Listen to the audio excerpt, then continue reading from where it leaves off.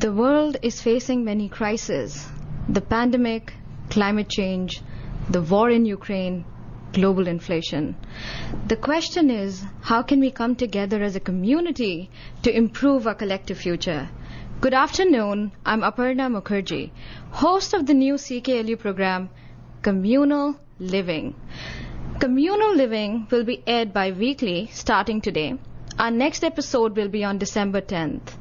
On a new show, we will be talking about all things community.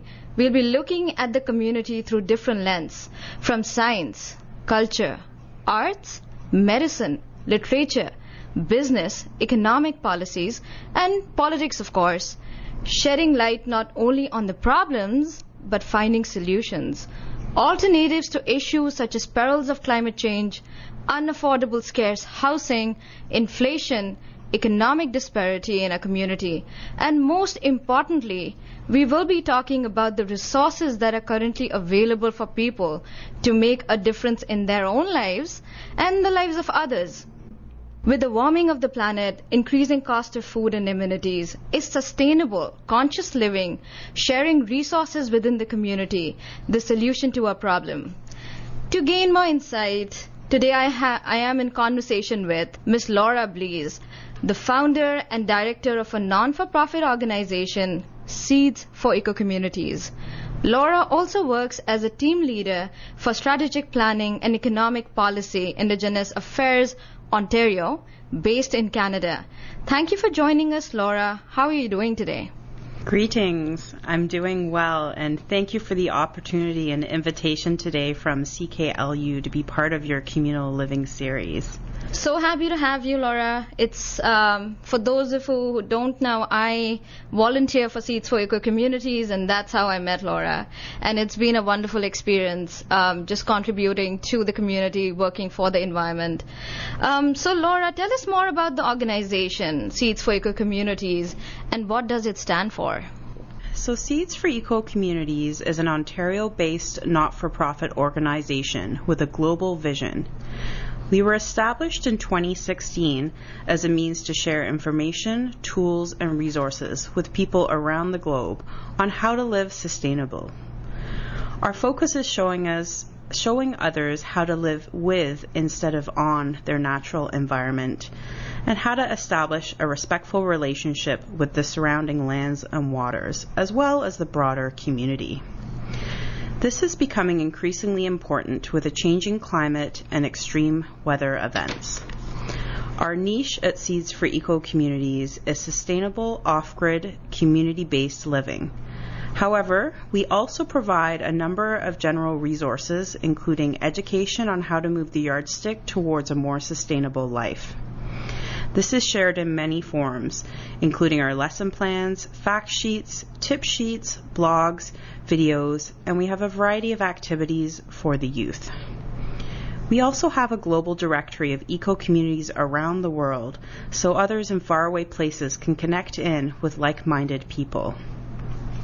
Part of our work at Seeds for Eco-Communities is to remind each other how to work together and how to share in a world that is largely segregated by individual ownership, where almost everything we have and do is monetized in some form or another. It is about ditching the I and mine and moving towards we and ours.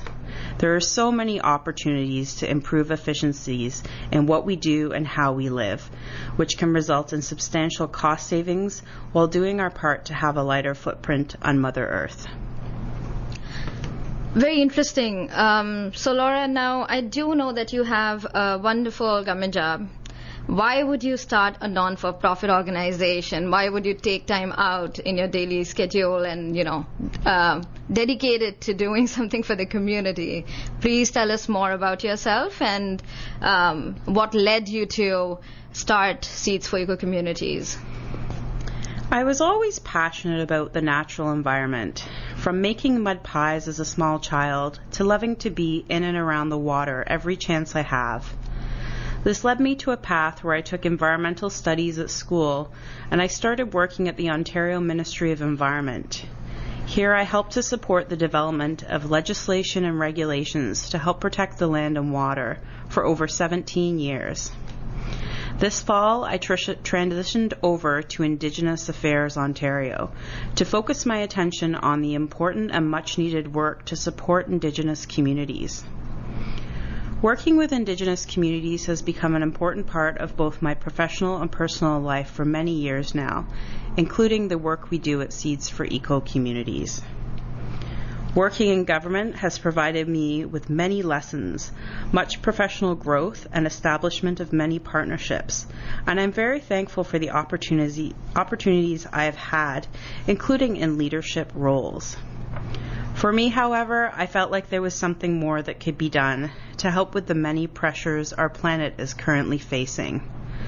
On a personal note, leading up to the birth of Seeds for Eco Communities, I was also facing some health issues myself that provided a great gift. It provided time to reflect and value what is really important to do while we walk on this earth. This led me to 2015. At the guidance of one of my First Nations elders, I began developing a plan on what exactly I wanted to do to help save Mother Earth.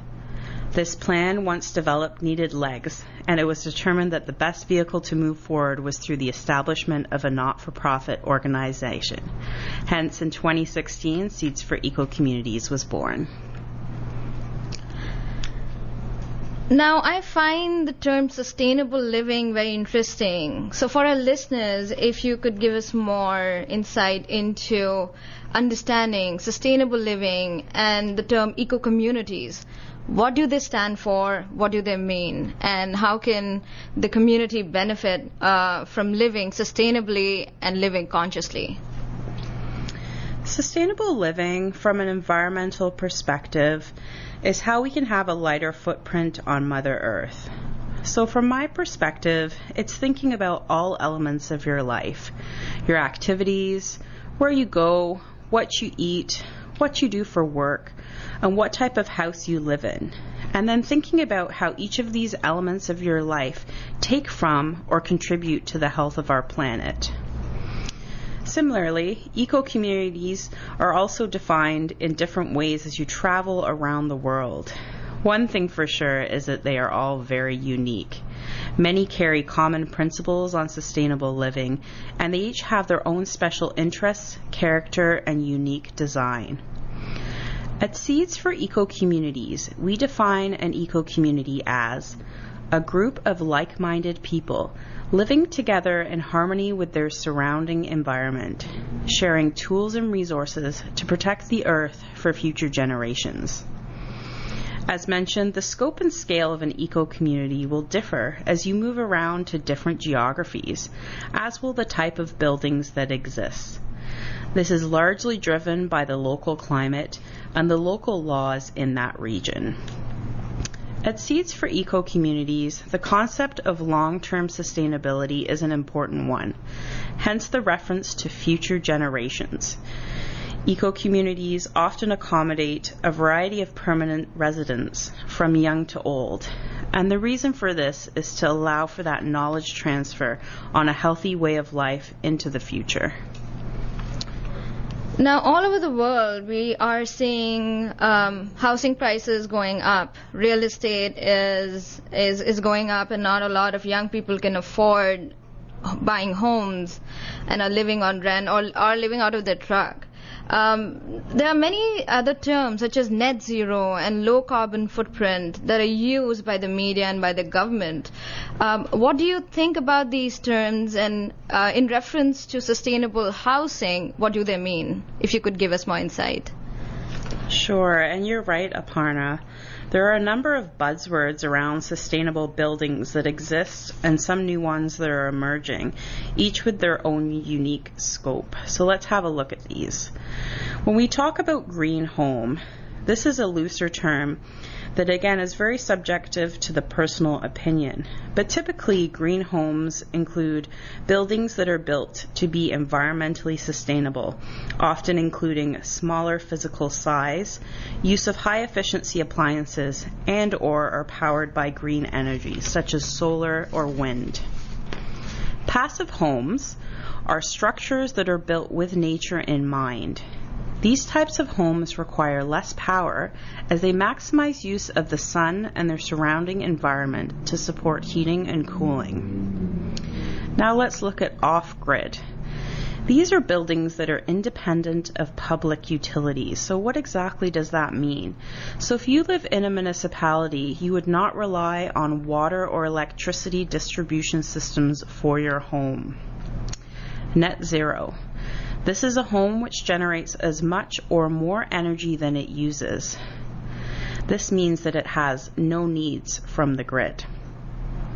Carbon neutral is a term that can apply to a building or even an activity.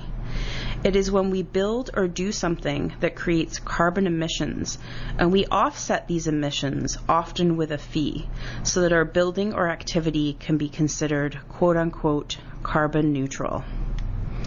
Low footprint is another common term that we hear about, and it looks at the building and all of its contents, and you need to think about their footprints from cradle to grave. So this includes the energy needed to extract, develop, and deliver the item to you, as well as considerations on its transportation for disposal and breakdown back into the earth. So when you ask about looking for that gold star in sustainability, I believe your best bet is a net zero home that is likely built with a lot of passive home design features that have a minimal disruption to the earth.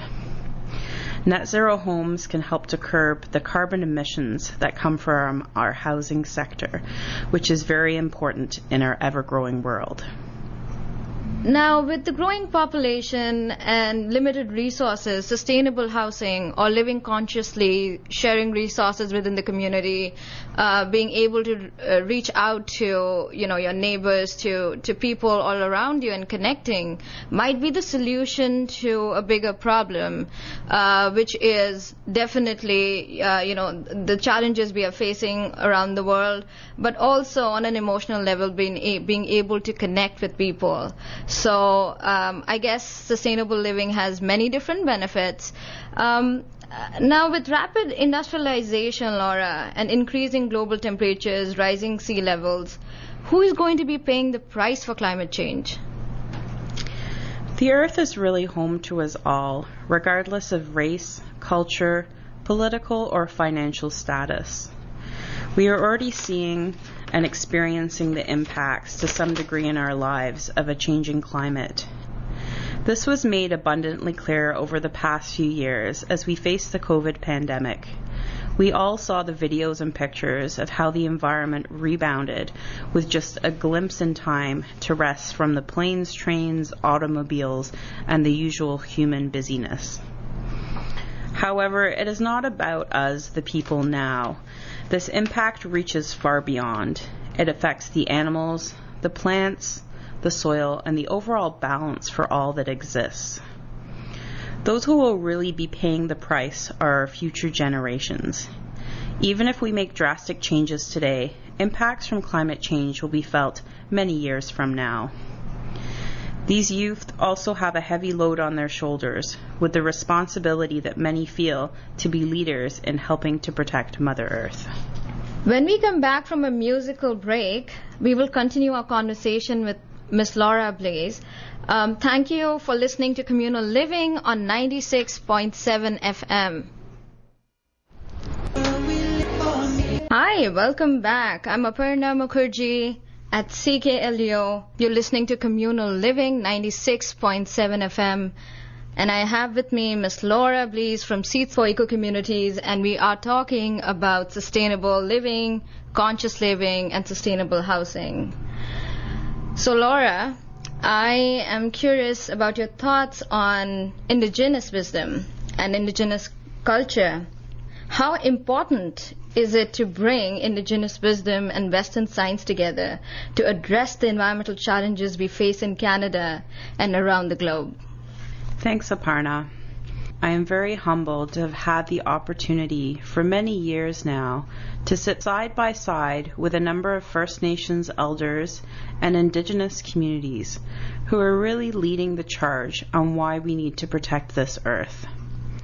The understanding that I have been privileged to share in on this journey through ceremony, teachings, and getting out into the bush and on the water has made it very clear to me how valuable Indigenous knowledge really is. In the Ontario context, which is what I am most familiar with, Indigenous elders have such a powerful grasp on the surrounding environment, both in understanding how it is changing and what is needed to protect it. They can recognize change in plants and animal life that are a key indicator to changes that are taking place more broadly, and this can inform actions that are needed. There is space in this world for both Indigenous and Western science to coexist. They can complement one another as we all face a common challenge of planet saving together. So you ask how important Indigenous knowledge is? In my eyes, it is essential to our survival. Interesting. Not a lot of people understand Indigenous culture, and would be, I guess, important to talk about how ancient wisdom from different cultures, how it can be included in understanding the environment and saving the planet. Now, we know the difference between renewable and non-renewable energy sources, but what can a common man, a local person, do to use energy efficiently? What are the tools available for people to address the energy crisis on the planet currently? Well, there are so many opportunities to ease off on your energy inputs. Thank you so much for this question. One of the simple first steps to begin your journey to reduce your carbon footprint and understand your energy use is to calculate your carbon footprint and related energy use. So there's a number of calculators that are available online free of charge that can help you assess this. Think about all the areas in your life that involve energy use. For example, in the home, when you travel, work, take part in social activities. Ask yourself how much energy is being used for each of these items. In the home, you can improve insulation, seal up drafty areas, and transition to energy efficient appliances. Try and get into the habit of turning off the lights and unplugging electronics when they are not in use. Many are not aware that when something is plugged in but turned off, it often still draws a trickle charge. This can accumulate over time. Let's also not forget energy efficiency opportunities with water use. This is especially important if you're on a municipally sourced water system. The energy used to clean and bring each drop of water to your house and then take it back to a treatment plant adds up over time. You can strive to take shorter showers and repurpose used water from cooking to water your plants. If you're really excited about opportunities in this area, consider investing in a rainwater barrel and or a grey water system to reuse as much as possible. How and where we travel also consumes energy. Consider walking, biking, or taking public transit instead of driving everywhere. And when you're thinking about your travel, explore trips in your own province or country instead of always traveling abroad. Small steps can help. If you have the opportunity to take the stairs and avoid using the elevator, not only will you save energy, your body will thank you for that little boost of exercise. In our modern, busy world, we often resort to disposable utensils, plates, decorations, and more for social gatherings. Instead, look towards reusable options that can be used time and time again. Begin carrying around a feast bundle wherever you go, with the basics you need to enjoy a warm drink or a hot meal without creating any additional waste. One of our volunteers at Seeds for Eco Communities also taught me about bringing a reusable container when you go out to eat. Often there are leftovers, and this way you can skip the throwaway packaging. In your free time, consider taking part in activities that help with our energy and carbon crisis, such as volunteering your time with organizations or initiatives that are doing kind things for our planet. I encourage our listeners to check out Seeds for Eco Communities website, as we have a variety of resources and tip sheets to help you on your way. Now, I'm 28. I'm ready to buy a home and settle down. How can investing in low-impact homes, such as tiny homes, and utilizing self-sustainable methods, such as rainwater harvesting, be financially beneficial to younger families, in a world where housing prices are skyrocketing? What can we do? You're right. The cost of living for those young people who are trying to get established in their own home has become out of reach for many of our youth. This is particularly predominant in larger cities, where the typical cost of a home can reach or exceed $1 million. I remember when $1 million meant you were rich. I guess I'm dating myself now. Those days are long gone, but there is hope for the future. Low-impact homes such as tiny homes, straw bale homes, earth block homes, or hempcrete homes, to name a few, are gaining traction in today's market and are being accommodated as laws are modernized. For example, in Ontario this January, the provincial government established rules on buying and building tiny homes into the Ontario Building Code. Smaller footprint homes, simply put, are far less expensive than traditional homes, and there are so many options out there to pick from. Depending on what you're comparing, a smaller scale, low-impact home, such as a tiny home, could be as little as a quarter or even a tenth of the cost of a traditional modern house build. Once you have a sustainable home, you can further enhance cost savings through the use of rainwater harvesting systems, which will keep your water bills low or maybe even eliminate them by limiting the amount that needs to be drawn from a municipal supply. Although some think of tiny homes as a step back to the olden days, it is actually the opposite. They are modern, efficient, creative, and include any of the amenities that a typical home would provide. You just need to choose wisely on what you will integrate into your new, smaller footprint space. You can even buy a tiny home from places like IKEA now, starting as low as $50,000. However, when you embark on this type of home, you need to factor in costs and time that is required to obtain the necessary local approvals and what is needed for the integration of water and energy sources for your home. All in all, even with these additions, smaller size, low-impact homes provide an option for our youth who are looking to get established in the market. One last point.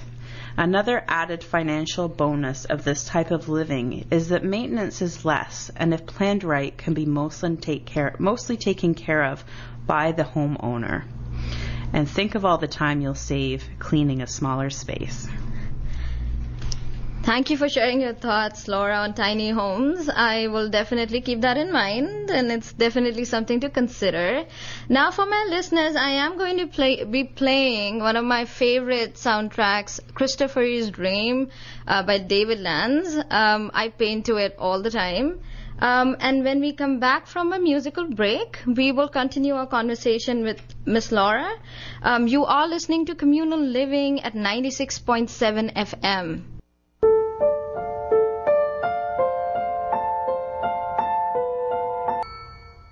You're listening to Communal Living, and I'm your host, Aparna Mukerji.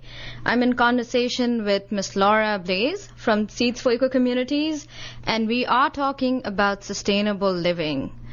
So, Laura, now, as we know, every drop counts.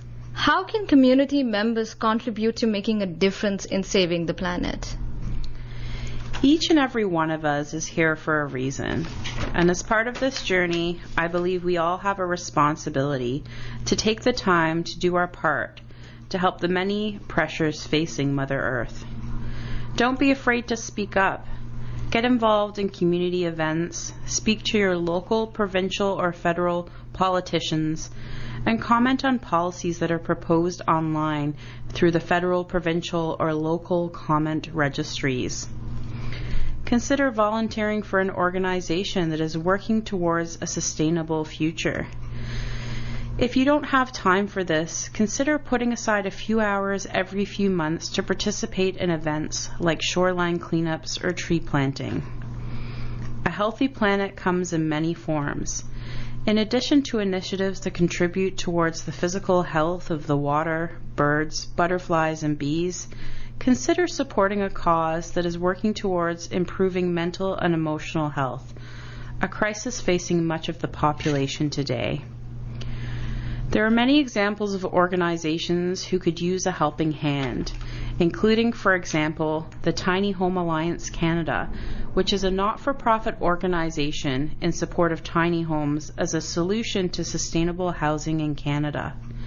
I personally provide volunteer support to this organization, and we work together to promote each other's causes. It is a great organization to be part of. So Laura, as we are aware, you do work for the government. You do work at strategic planning and economic policy, Indigenous affairs.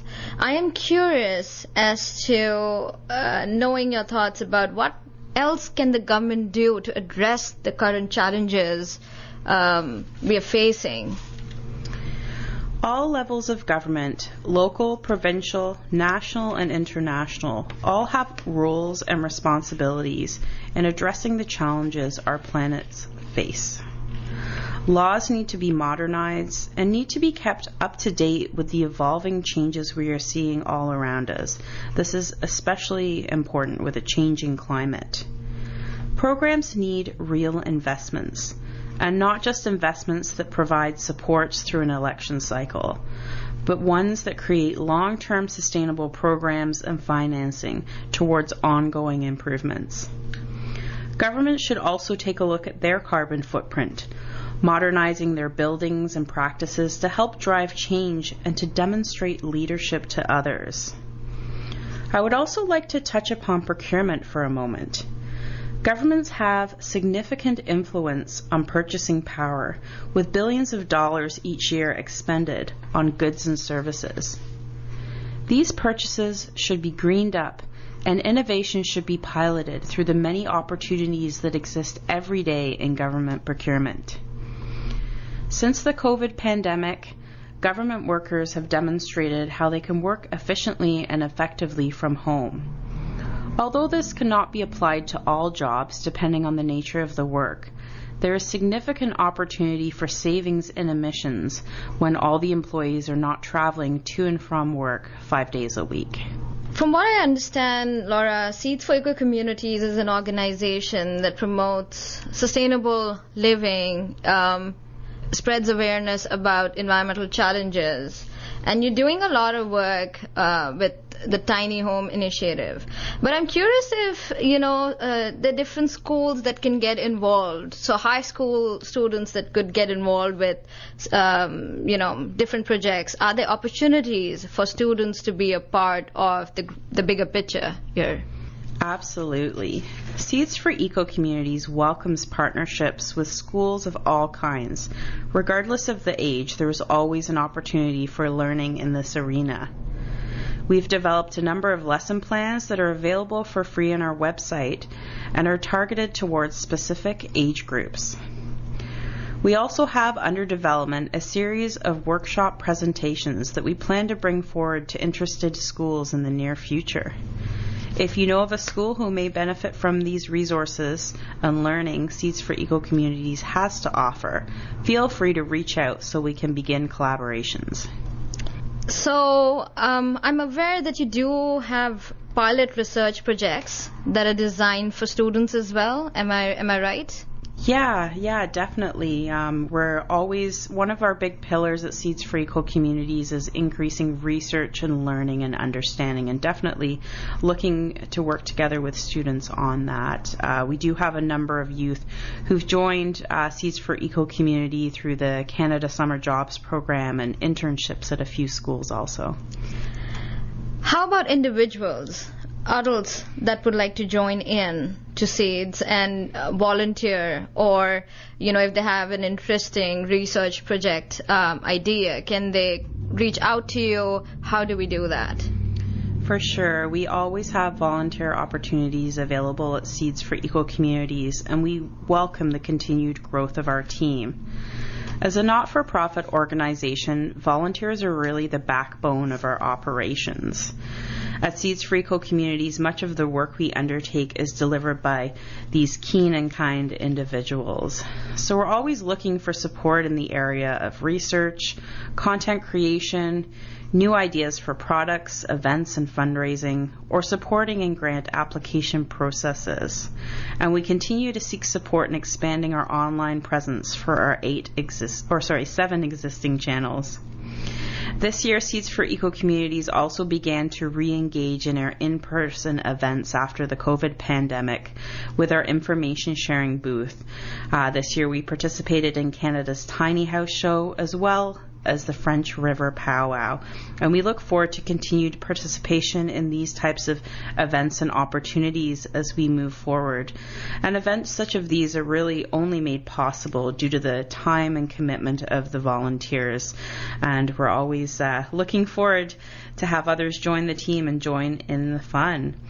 So if any of the listeners are interested in getting involved in a volunteer capacity at Seeds for Eco Communities, regardless of the time you have available, any contribution will help. Send us an email and we will welcome you on board.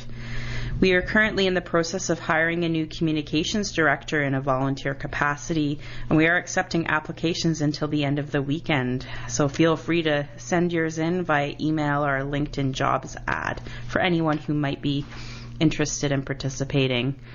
All the new volunteers at Seeds for Eco Communities are provided with an orientation binder and offered online training as part of the onboarding process. Volunteers are also recognized for their contributions at our annual general meeting with an appreciation gift. So what is your email then? How do we reach out to you? It's info@seedsforecocommunities.org. Wonderful. So I hope my listeners have Laura's email, and I hope there are people from the community who who could volunteer and help different local causes, social and environmental causes. It's time for a musical break. I am going to play some back. I really love the band, the Piano Guys, and let's listen to some music. You are listening to Communal Living at 96.7 FM. I am Aparna Mukerji, your host. We'll be back shortly. Welcome back. You're listening to Communal Living at 96.7 FM. I'm your host, Aparna Mukerji, in conversation with Miss Laura Blease from Seeds for Eco Communities, and today we are talking about how we can come together as a community, live sustainably, and help save the planet. So Laura, I'm wondering if we missed out on something. If you could give us more insight into how we could get more information on resources that are available from Seeds for Eco Communities. Sure. The best place to start is to visit our website. That's www.seedsforecocommunities.org. Here you will find links to the various resources we have available, most of which are bundled under our resource library. At the bottom of our homepage, you will also see links to our social media platforms. Please link in and support us on Facebook, Twitter, Instagram, LinkedIn, YouTube, TikTok, and or Pinterest. Every follower, every share helps to broaden awareness of our organization and what we have to offer. Seeds for Eco Communities also offers a free quarterly newsletter for those interested in staying informed of our activities. And we offer a membership program for those who are looking for more frequent monthly newsletters and invitations to special events. All tiers of our memberships include one of our very own seed mail cards, complete with plantable confetti, a special treat to send someone in the mail, someone special in your life. So if you're interested in participating or even living in an eco community in Ontario or another location around the globe, send us your coordinates to join our growing list of potential future eco community members. As Seeds for Eco Communities, we are also looking to establish a pilot eco community here in Ontario. Please stay tuned to our channels for progress on this important project. Laura, are there any closing thoughts that you would like to share with us to inspire us on a path forward to a healthy, sustainable future? My advice in closing is to stay strong, keep healthy, motivated, and excited about the future and all the great things that are on our path forward. Although we have a big task ahead of us, there is strength in numbers, and we can all learn and grow through partnerships together. I have a quote I would now like to share, credited to Margaret Mead. Never doubt that a small group of thoughtful, committed citizens can change the world. Indeed, it is the only thing that ever has. So the sky's the limit on the great things we can do together. I would like to thank CKLU and Aparna for welcoming us today on the show. Thank you, Laura. That was beautiful. Thank you for joining us today and sharing your insight. For all my listeners, it's time for some announcements. I'm a firm believer that we have to help each other grow as a community. So I take the bus, and there is a homeless lady that sits outside the LCBO sometimes close to the transit or the red light downtown in Sudbury, Canada.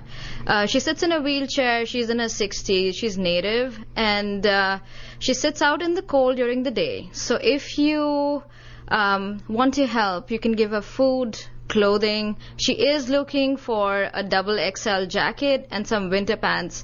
I try and give her food every day. I make her a sandwich before I take the bus for work. But, if you wanted to make a difference, you can start today. And you don't have to go far. It's just the transit. If you're walking by, you can give her clothing, or like I said, she is looking for food or even change. Just something we can do on our end. Also, that this is the first episode for Communal Living. We are going to be on air next on December the 10th. Please join us. For suggestions, even criticism, constructive criticism, and ideas. If you have a story to tell and you want to be on my show, you can reach me at conversationswithaparna@gmail.com. I'll repeat that. conversationswithaparna@gmail.com. So it's CONVERSATIONS with WITH Aparna APARNA@gmail.com. It's time for ending the show. So I thank Laura again for joining us. And